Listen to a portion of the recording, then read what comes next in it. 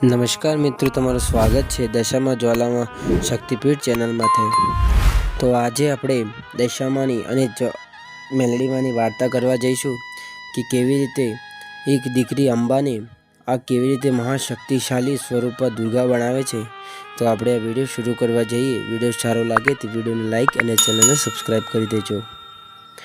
સૌરાષ્ટ્રની પર્વતીય ધરતી પર એક શક્તિશાળી રાજ્ય હતું જે રાજા વિક્રમ રાજ કરતો હતો। બલવાન, વીર પણ પુત્ર લોભી પણ હતો। તેની એક જ લાલસા હતી વારિસદાર પુત્ર અને થોડો સમય પશ્ચાત રાણીને કન્યા રત્ન થયો। રાજમહલ કન્યા પેદા થવાથી શોકમગ્ન બની ગયું। રાજાએ ક્રોધે બોલ્યો, મને પુત્ર જોઈતો હતો, દીકરી નહીં। રાજા ગરજ્યો, આ શાપ છે, એને દૂર ફેંકી દો। રાણી બહુ કોશિશ કીધી પણ રાજાને સમજાવી શકી ના। રાજા પોતાના પતન પોતાના હાથે લખી નાખ્યું, પણ રાજા આદેશનો કોણ વિરોધ કરી શકે। તેથી એક નવજાત બાલિકાને પોટલીમાં બાંધી પર્વતની ડરાવની ખીણ નીચે લઈ ગયો। પર્વત એવો ઊંચો કે ગાબડું તૂટે પણ પર્વતની લંબાઈ ન છૂટે। બાલકી પર્વત નીચે ફેંકી દીધી અને ત્યાં દેવી દશામાં દિવાસાના દિવસો પૂરા થતા આપણા ધામ જતા હતા। પણ આ દ્રશ્ય તો જોઈ માતાજી રોકાણા અને હવાજમાં પોટલી રોકી દીધી અને જોયું તો એક દિવસની બાલકી હતી। માના મનમાં મમતા જાગી અને બાલકીને કીધું કે દીકરી, તું શાપ નથી, વરદાન છે। આજથી તું મારી દીકરી અને હું તારી માં। તારો તેજ દેવી અંબા જેવો છે, એટલા માટે તારું નામ અંબા। કહેવાય છે ને મિત્રો, જ્યાં માનવતા હાર માને ત્યાં દેવત્વ પ્રકટ થાય।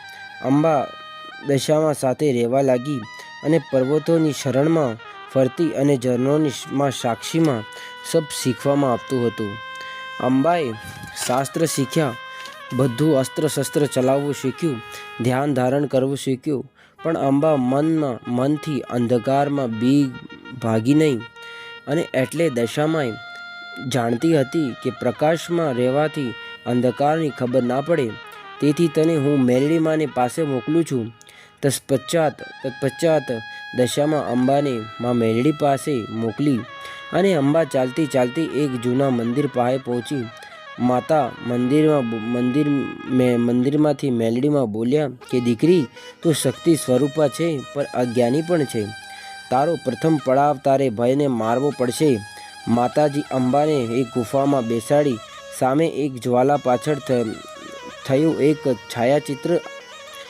પછી અંબા જોયું કે એની સામે એનો ભૂતકાળ પ્રકટ થયો, પિતાનો તિરસ્કાર, એક નવજાત કન્યાનો ડરતો સ્વર।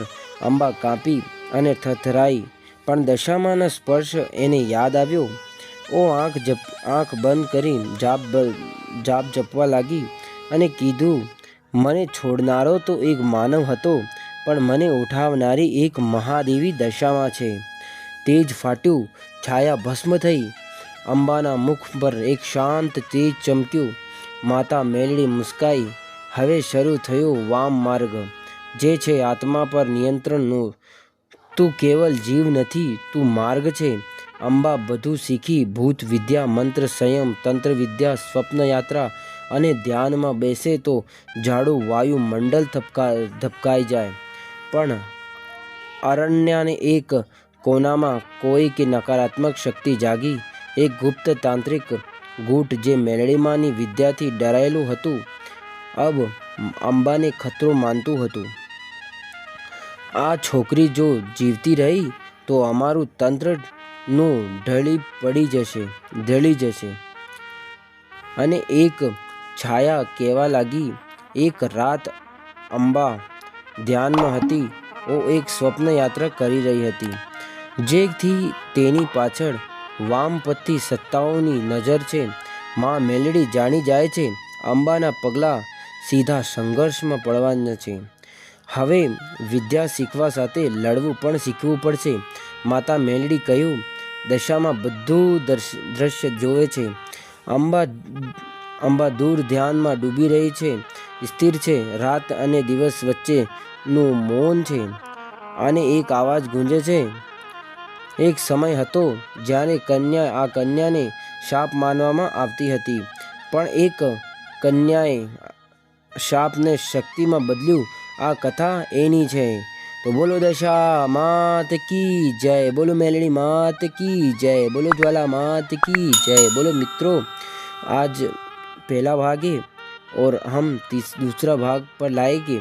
तो अगर आपको ये वीडियो अच्छा लगे तो वीडियो को लाइक और चैनल को सब्सक्राइब कर देना, जिससे हमारा दूसरा भाग और मनोरंजन दायक है और सत्य घटना पर है। तो आपको ये वीडियो लाइक करके चैनल को सब्सक्राइब करना ही होगा, जिससे हमारा नेक्स्ट वीडियो आपके पास जल्दी आ जाए। तो जय दशा माँ मित्रों।